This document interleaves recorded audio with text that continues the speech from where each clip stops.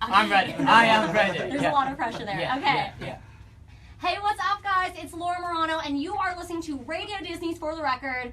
And guys, I have some pretty awesome guests here. Are you ready? I have Steve Aoki and Louis Tomlinson. Woo! Guys, I'm so excited you're here. Thanks for having us. Yeah. I'm really, really excited. I was just, everyone tuning in, I was just telling them how I sometimes forget to press the record button, but the button is pressed, so we're good to go.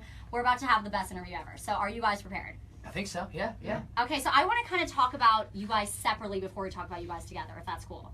I want to talk about kind of how you both got into music, like how that happened. So I know, Steve, you went to UC, you went to SB, Yeah, and kind of UCSB. pursued it there. Yeah. You're from Miami, but you moved here, or I was born in Miami, but I was raised in Southern California, Newport Beach. amazing And, twins? yeah, Not the so Miami part, the like SoCal. in the OC, you know, it's like punk and hardcore is a mainstay. It's like that's what all the kids do is go to hardcore shows and that's how I got into music. I just picked up a guitar, picked up a microphone, started singing in bands and playing. And no music one like that. and no one in your family does music, or it just kind of came from you, or My brother used to listen to. He was a mod, so he's 10 years older than me. So when he was 16, and I was like 6 or 7, I got introduced to, the Jam and the Smiths and the Who and cool moped bands. as a 6-year-old, which is Yeah, like yeah. I amazing. just would look up to my brother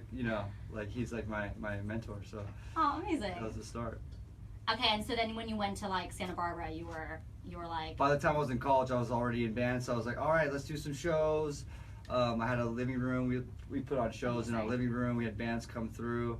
I started my label Dimmock there in that living room, and so cool. So Yeah. cool. Yeah. And how did you get into programming? That's always my big question, because it's like if you don't have someone kind of in the family teaching you how to program, you really have to like learn it all yourself, and it's like Yeah, It it takes was time. all non-traditional. Like everything, I picked up guitar. I played in a band with other friends that didn't know how to play instruments, so we all learned together. Amazing. It's like the Nice. best. You kind of like grow with your friends, and you figure it out.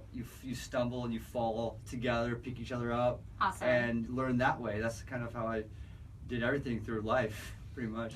Which it's a good way to Yeah, live, it's a especially good when you motto. have people around you. So that's awesome.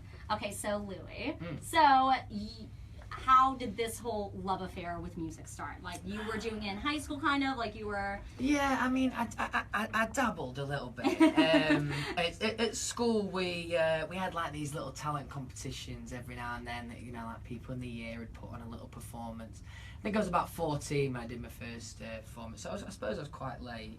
But then after that, just the feeling I got. I mean, it was like performing to like 50 people in my school, but it was a great feeling. So it was something that I chased then. And I did like school productions, I did Grease, and I was Danny in Amazing. Grease, and that was pretty much the deciding point. Those 3 days that I did of the school production was like, yeah, I really want to try this. So then I auditioned for the X Factor, and now here I am. Oh, what? I mean, incredible. So how did you guys meet? Like, how did that situation happen?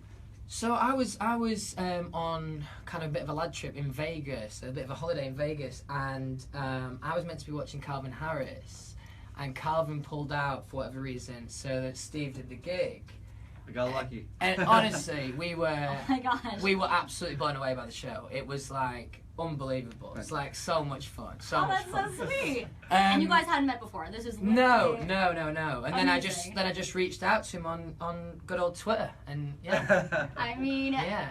And Louis was actually really incognito because no one told. Usually, when a celebrity comes in the club, they're like, "All right, so and so is here," And I found out later on that Like I was when he like, tweeted you. Louis Tomlinson from One Direction was in the club. I'm like, "Oh shit, that's great." Yeah. I love that you tweet him. That is so like our generation. Oh, And definitely. but it's It like still it's super useful for It's sure. absolutely useful, especially Definitely. with artist to artist. Oh, it's no doubt. Yeah. Yeah, so I think I saw Sia like a few months ago literally like tweet Drake being like, "Hey, I don't have a way of contacting you besides this, but let's like collab." And I was like, "That's amazing." Yeah, it's smart. Yeah. Sia and Yeah. Drake. yeah. Twitter.